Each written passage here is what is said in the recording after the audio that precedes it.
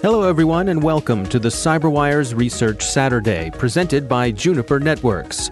I'm Dave Bittner, and this is our weekly conversation with researchers and analysts, tracking down threats and vulnerabilities and solving some of the hard problems of protecting ourselves in a rapidly evolving cyberspace. Thanks for joining us. And now a word about our sponsor, Juniper Networks. Organizations are constantly evolving and increasingly turning to multi-cloud to transform IT. Juniper's connected security gives organizations the ability to safeguard users, applications, and infrastructure by extending security to all points of connection across the network. Helping defend you against advanced threats, Juniper's connected security is also open, so you can build on the security solutions and infrastructure you already have. Secure your entire business from your endpoints to your edge and every cloud in between with Juniper's connected security. Connect with Juniper on Twitter or Facebook. And we thank Juniper for making it possible to bring you Research Saturday.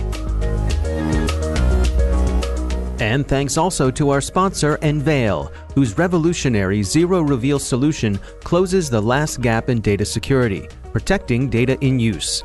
It's the industry's first and only scalable commercial solution, enabling data to remain encrypted throughout the entire processing lifecycle. Imagine being able to analyze, search, and perform calculations on sensitive data, all without ever decrypting anything, all without the risks of theft or inadvertent exposure. What was once only theoretical is now possible with Enveil. Learn more at enveil.com. Our Fusion Center has been looking at kind of what's influencing Eastern European elections and specifically Ukraine for a while now. That's Joep Gommers from EclecticIQ. The research we're discussing today comes from their Fusion Center. It's titled Situational Awareness, Ukraine Elections. With the election, of course, there's specific attention to, hey, do we see any influence operations directed at that? And kind of trying to look into that, we uncovered quite a few different things, though it's kind of been in the wake of months and months of activity against exactly that. And so we've seen, I think, malware campaigns and kind of influence campaigns across many different spectra, like media and online and local, that are trying to influence local populace. And so in that research, some of these very specific campaigns that we've kind of deepened out a little bit further came to light. Can you describe to us some of the history here with Russia and Ukraine when it comes to elections? Sure. So back in, let's say, 2014, when Russia annexed part of Ukraine, the Crimea area, we already saw there was a very digital component next to the physical kinetic component of moving tanks into areas and people into areas and things like that, under the guise of, let's say, separatists, but with Russian military people inside those jackets, let's say, and kind of tracking that exactly, we've seen Russian and other influence throughout the process of who's in power on the other side of the conflict inside of Ukraine, and now very specifically in this occasion. One interesting thing is that there's been some outside forces trying to, let's say, provide a counter force to Russian influence. It's let's say, a group of groups, of which the most prominent is called the DDoS group. It's kind of a transparency collective that's trying to take it upon themselves to expose information internal to Russian power and bring it into the light. So they kind of disclosed a lot of documents under the guise of something like the dark side of Kremlin is what they kind of used to the coldest set of documents. And in it, you can kind of see very specifically plans that clearly show people in power trying to use influence operations to create effects locally, physically in Ukraine and globally. And around this kind of leak of documents, and so with some sense kind of a proof of people trying to influence Ukrainian elections and Ukrainian populace for just kind of cognitive purposes, we've kind of seen malware campaigns happening around it. And one of them was very interesting to us. When we kind of looked into it, we saw a large set of, let's say, government official or kind of local prosecutors or even kind of non-government, but local lawyer offices or law offices even being targeted, trying to kind of find information about the upcoming elections and about those that can potentially influence those upcoming elections. Immediately followed up by, most likely through exfiltrating that data, by very physical activities based on that information, like if they exfiltrated information about finding out specific people, for example, have specific, let's say, social networks, they would try and offline try and influence those people through bribery or through other ways of influence to make these local officials or these local prosecutors or whatever people in power in Ukraine it concerned to kind of act in a manner that is helping Russia, for example, by spreading a certain message or supporting a quote in a local newspaper to influence a certain media story or to, let's say, not condone certain, perhaps not violent acts, but kind of protests or something that were kind of pro-Russia. And so we've seen this for the very first time. I think we've seen a kind of microcosm of very well coordinated, both physical activities and digital activities, kind of all together towards the one goal of influencing the elections. It's been fascinating to watch and to kind of dive deeper into some of these activities. Yeah. So when we talk about this notion of hybrid warfare, I suppose, this is it. Yeah, absolutely right. Yeah, absolutely right. So it's even interesting when you kind of think about it. There's this triangle of kind of physical activities you use. There's now an angle of digital activities, and they're kind of governed by, let's say, a cognitive space of the local populace. And it's not a new notion. I think even Western countries are using this notion of combining, cognitive influence or influence operations with the physical or kinetic component for a while. But to see it kind of play out in such a small space and such a small time has been very interesting. But as a result of that, you even hear, for example, Russia publicly saying things like, "Hey, the attention that we have on non-military activities versus military activities is shifting to the non-military activities." So the focus of military leaders, the focus of resources is kind of shifting a little bit even from a kinetic component to the digital component. Which is why now we see, contrary to before, Russia as well kind of played the AI card a little bit of, those who in the future control AI have a larger capability in the non-military sphere of influence operation than other countries. And I think that was a very interesting angle to kind of add on there as both a conversation topic, but also as a concept to think about, that there's a link between nation states intends to be involved in artificial intelligence because there's a large non-military component in warfare these days. Because, and now kind of zooming into the campaigns we're looking at, there's direct correlation with how malware campaigns operate and how that influences media and then how that influences kind of the cognitive sphere of a populace. It's a very interesting connection to start drawing. And also, I think interesting to see how they are focusing their actions based on, I suppose, a return they're getting on that investment. In terms of kind of they can see the return coming back based on their activities? Yeah. Well, just at a real basic level, instead of paying for tanks and soldiers, that investing in some of these influence operations and cyber activities perhaps gets a positive return on that investment. Oh, no doubt. Exactly right. The breadth of different kind of, let's say, type of activities in that is also interesting because it also shows not all of those methods are very expensive, right? So let's say hacking operations, they might, for certain types of individuals, be very expensive because they're, let's say, well protected digitally, or they're of a certain stature and therefore they have access to special equipment.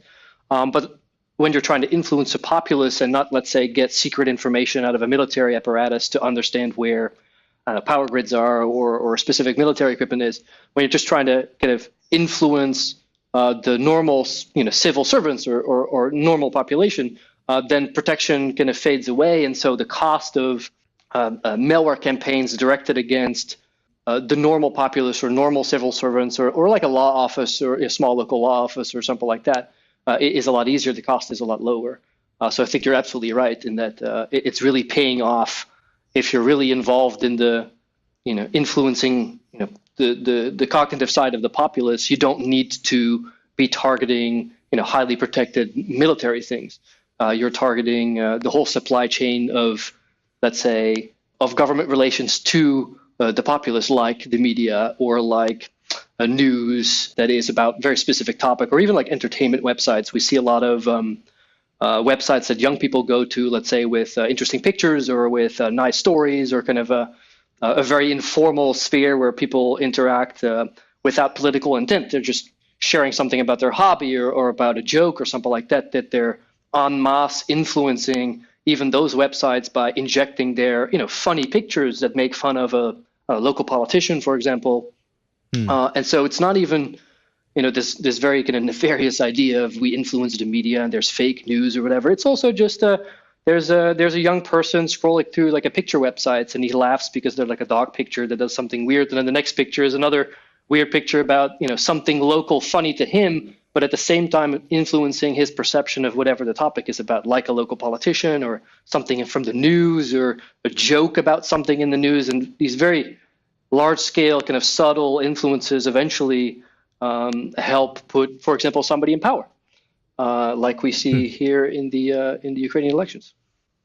And how do these types of influence operations that we're seeing from the Russians in this 2019 Ukrainian election, how do they compare to the types of things that the Russians did in the 2016 U.S. election? Conceptually, it follows the same set of capabilities.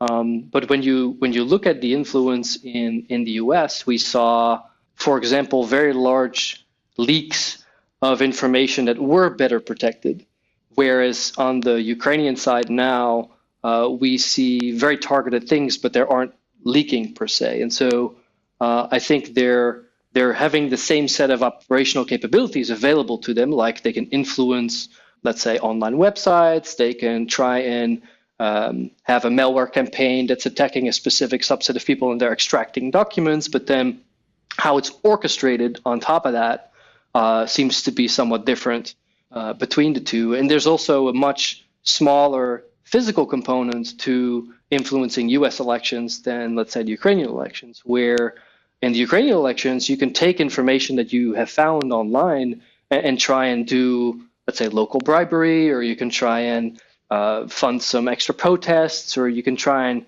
have these physical moments with people to accelerate certain processes, which of course is very, very difficult and very, very expensive to do if you're Russia, if you want to do that on U.S. soil. And so there's a clear kind of, let's say, tread lightly feeling on the U.S. side, where there's kind of an all-in, let's make this happen kind of feeling on the Ukrainian side. And of course, they're at the same time using same types of malware, same types of campaigns.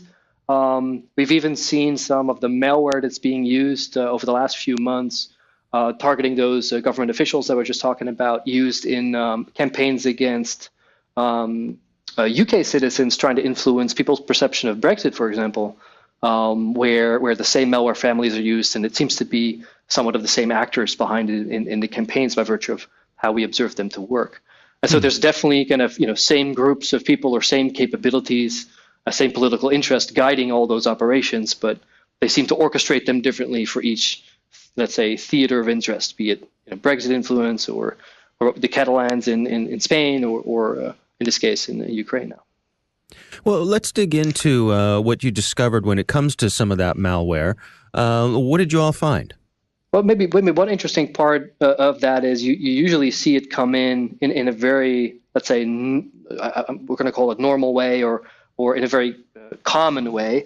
So those would be, for example, phishing emails, or those would be emails sent very specifically to specific people containing like an attachment, for example, with a Word document or some other lure that's bringing people to open the document. And in this specific case, we saw, I think, something about kind of radio communications locally or something like that sent to these government officials. And so kind of looking into that, we found a few different links. So we found one a link to the same malware family we saw across other theaters, like influencing Brexit, for example. But we've also seen the document itself being reused in campaigns that were kind of previously known to be linked to Russian influence. And so every time we kind of dive into one of these campaigns, we see both, this kind of lateral reuse, horizontal reuse across different, let's say, activities around the world. And we constantly see then, when we zoom into that, link back to Russian influence. There's always this question of it's serving Russian interest, but is the Russian military orchestrating this? Is it kind of loyalty groups or something like that? Of course, those are small question marks everybody has, but it seems to all point in that same direction. Even when you go kind of back in time, like 2015, 2016, when some of these kind of activities have still been going on, because from 2014 up until now, I'm not sure all your listeners know this, there's been active conflict, right, between Eastern Ukraine and Russian influenced forces and Ukrainian military. There's been conflict and shooting and kind of throughout this whole kind of 4-year period. And so in 2015 and 16, we've seen cyber again supporting these physical activities by targeting, in that case, the power grid, kind of a concerted effort together with kind of the kinetic side of things. Again, kind of zooming into that, in that case, it was Pecha, not Pecha, which again were kind of Russian influence known malware families. And so every time we kind of zoom in, we're brought back to the same conclusions. And in terms of the malware and the pathways that they're using to infect people, they're using word macros? For example, exactly right. Exactly right. Amongst, admittedly, many other things. Comparing this to other election hacking attempts, other influence campaigns, I mean, are we sort of reaching the point where this is the established Russian playbook? We can recognize it. This is what we've come to expect from them? I'd say so, but I think the difference seems to be, I think the closer it is to their sphere of influence, the more aggressive they go into it, and the more different types of influence that let's say they're adding. And so as you get closer to Russia, you have local media, troll farms influencing like online sites. You have sometimes really violent acts or simply protests that may come to some sort of violent conclusion, orchestrated locally. You have, in the case of Ukraine, you even have them kind of insert fake polling data into the local sphere. Like you have local websites publishing the fake polling data, or they have a TV station air it, or something like that. They even have they've organized kind of religious pilgrimages from Russia into Ukraine, just to have kind of a group of people there that are perhaps not untouchable, but kind of are difficult to influence. When you kind of zoom out and you get further away from Russia, the methods that they can use, of course, shrink and shrink, and gets more around the digital space, around the social space, around less about even media influence and more about kind of content influence in let's say, spaces of content like blogs or like news websites that are easier to influence than proper media outlets, let's say, that they can influence when it's closer to their sphere. But then let's say for everything that is relatively far from the physical sphere of Russia, I think we see the same methods used across the board. Exactly right. Yeah. Yeah, it's really fascinating to see how, I guess, the effect that proximity has on their ability to do things by literally being right next door. That opens up a whole lot of options for them that they probably wouldn't have otherwise. Exactly right. And there's something, especially, we've seen quite a few of these things now publicly, let's say, analyzed, the Russian influence on the Facebook platform, or these troll farms for your listeners that they don't know, where, they have buildings full of people that have racks full of phones that aren't just, manually trying to, let's say, add content to blogs online, or to, let's say, send these half funny pictures that have some sort of political intent, as we talked about earlier, disseminated. They're automating this. They're scripting this, right? There's a group of developers and content producers that are steering a rack of 100 phones, let's say, to do this in a kind of semi-automated way. And so the path to further automation and then further autonomy and then kind of support by, let's say, AI or some sort of automated algorithms is starting to get much closer. And so the prevalence of it, I think, will only grow versus be limited, just because machines can start to take over which is going to be very, very hard to stop, right? Yeah, and I suppose, I mean, that's one of the takeaway lessons here. I suppose as other nations are looking at what's going on here and trying to determine how can they protect themselves against these foreign influence operations, this type of meddling, there's some lessons to be taken away from this example. For sure. And I think it kind of follows this path of we're used to thinking about, protecting our secrets in a certain way, and we're used to protecting things of value like politicians or like a military apparatus. And so I think we kind of cracked the nut on how to do that. But as you kind of zoom out from it, let's say your wider political sphere and those that are involved in the conversation that is political, let's say from the media itself to like prosecutors or to judges or the whole kind of environment around it. I don't think we know very well as nation states or as alliances how to really protect them. And part of that is normal computer hygiene, let's say, right? So not be clicking on phishing emails, not be infected by a malware campaign, not have information stolen, and so forth. But if especially in the Western world, we kind of lack the mechanisms by which we can regulate the level of protection that we can provide to this wider group of people, let alone if you even draw it even wider, just the populace, right? Learning the populace how to avoid fake news or how to distinguish trustworthy sources from untrustworthy sources is culturally something as well that I think that we struggle with. And so we've traditionally been very good at this kind of special protection of a small group of things we know is very important, but I don't think we've cracked the nut yet as kind of the Western world perhaps or anywhere on how to do it at a larger scale for this wider area of influence, which leads us very influenceable. I think that's what we've been seeing for the last years, and I don't think we found a good way around it yet. Our thanks to Joep Gommers from EclecticIQ for joining us. The report comes from their Fusion Center. It's titled Situational Awareness, Ukraine Elections. We'll have a link in the show notes. Thanks to Juniper Networks for sponsoring our show. You can learn more at juniper.net/security or connect with them on Twitter or Facebook. And thanks to Enveil for their sponsorship. You can find out how they're closing the last gap in data security at enveil.com. The CyberWire Research Saturday is proudly produced in Maryland out of the startup studios of Data Tribe, where they're co-building the next generation of cybersecurity teams and technology. The coordinating producer is Jennifer Iben, editor is John Petrick, technical editor is Chris Russell, executive editor is Peter Kilpie, and I'm Dave Bittner. Thanks for listening.